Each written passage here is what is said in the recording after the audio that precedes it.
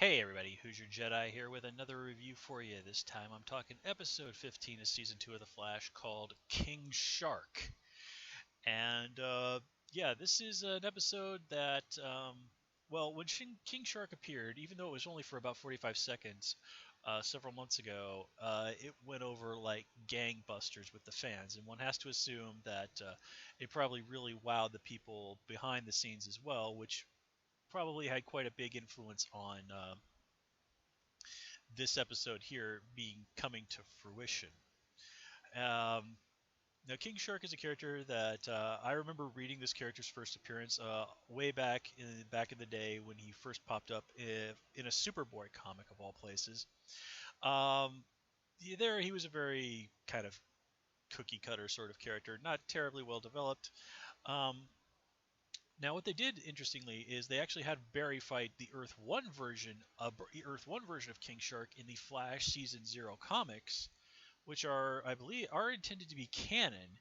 And the thing is, though, I've never actually read that story.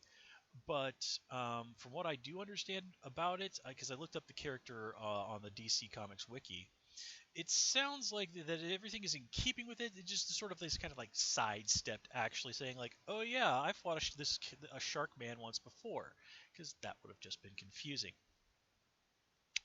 But the whole thing about you know, marine biologist and all that is in keeping with the character. Or no, wait, he was a guy who was dying of cancer, and they had some experimental shark treatment. Okay, I don't remember exactly, but whatever. Um, so again, King Shark, not the most well fleshed out of characters. Most I've seen with him as a character, I do remember seeing some of him in some Suicide Squad stuff that I read, but he didn't really stand out for me. But this is certainly a nice take on the character, and just this character and that fight that he had with Barry out on the water. Again, this is just absolutely unabashedly going like, this is a comic book TV show. Let's do a live action comic book. Let's just go hog wild with it all. And oh, man, it's great. It's just like I'm watching this. I'm like, yes, this kind of stuff. This is exactly why I love comics. So let's talk about this in a little bit more detail. Now, getting into the thing, like at the beginning of the episode where King Shark escapes, he does it by just faking dead. And after a few seconds, the Argus guards are like, "Oh, okay, well, turn off the thing that's keeping him in that tank." Like seriously, you guys don't have some sort of scanners that can detect like his heartbeat or his body temperature, something more that you could do to determine whether or not he's actually dead, which you should given your resources. But no, they immediately and stupidly go for the thing that allows King Shark to escape with the minimum of fuss so that they can get the episode underway. I mean, yeah, I get it, but still, it's just sort of like, what a bunch of idiots.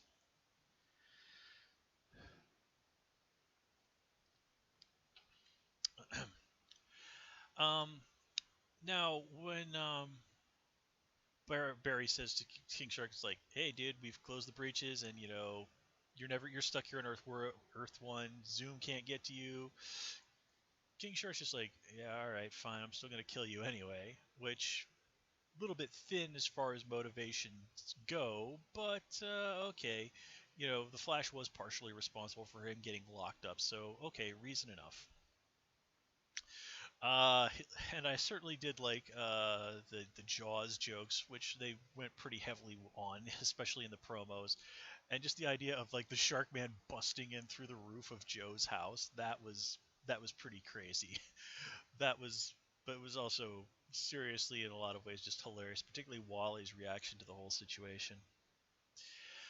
Um, So, speaking of Wally, I guess we might as well talk about him. So, here we see that Wally's sort of jealousy and resentment towards Barry kind of coming to the front.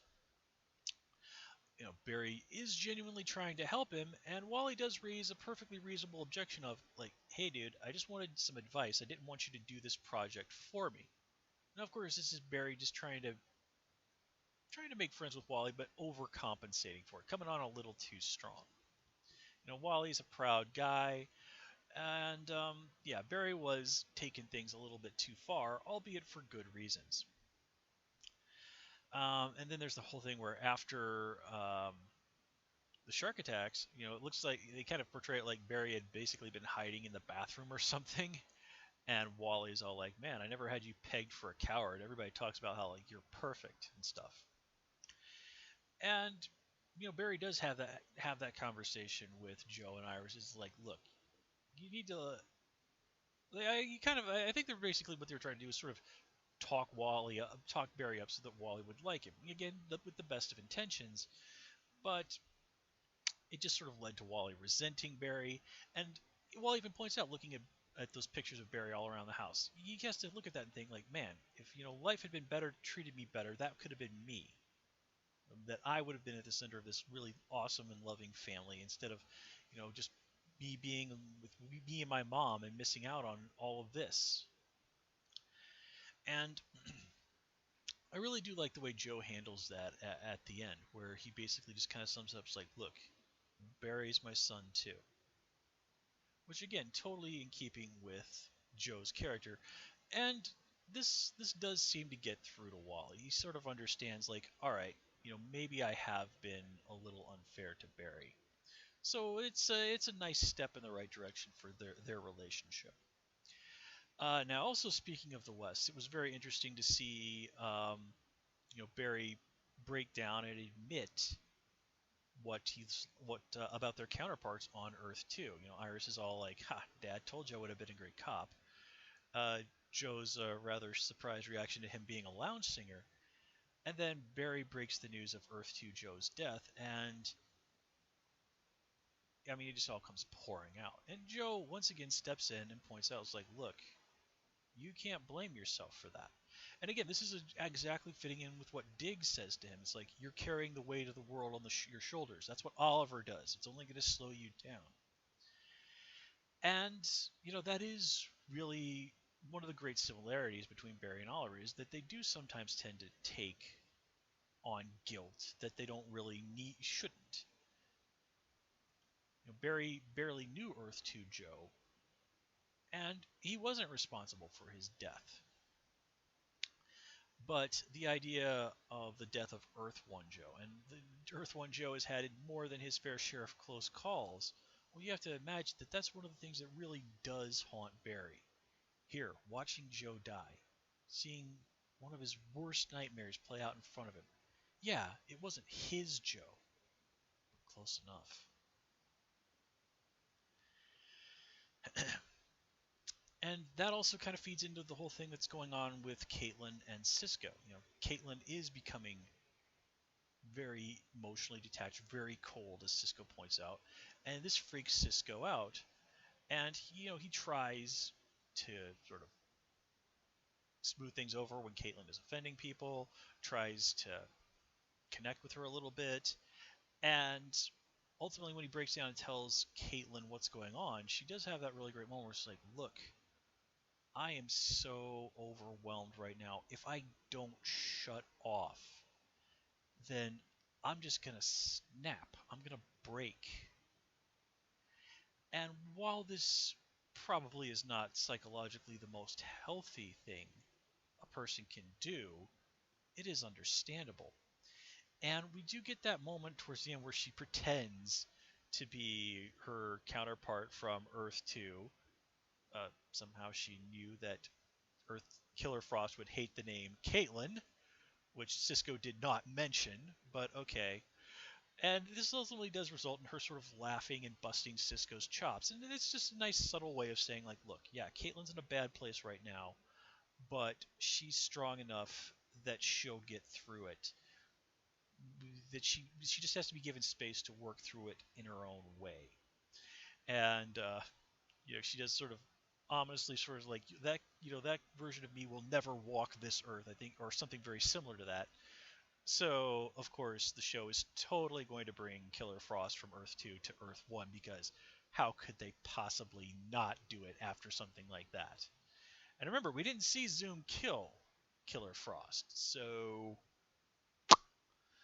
and we're obviously going to have a way. They're going to find a way to reopen the breaches and characters travel back and forth between the two Earths because, well, not much drama, and if there isn't, is there? Um, let's see. Also, we kind of get to see a little bit more of the relationship between Harry and Jesse fleshed out. It seems a little odd that Jesse's one of Jesse's first reactions to getting away from Earth 2 is like, "Oh, we can't ever go back to Earth 2. We're stuck here forever."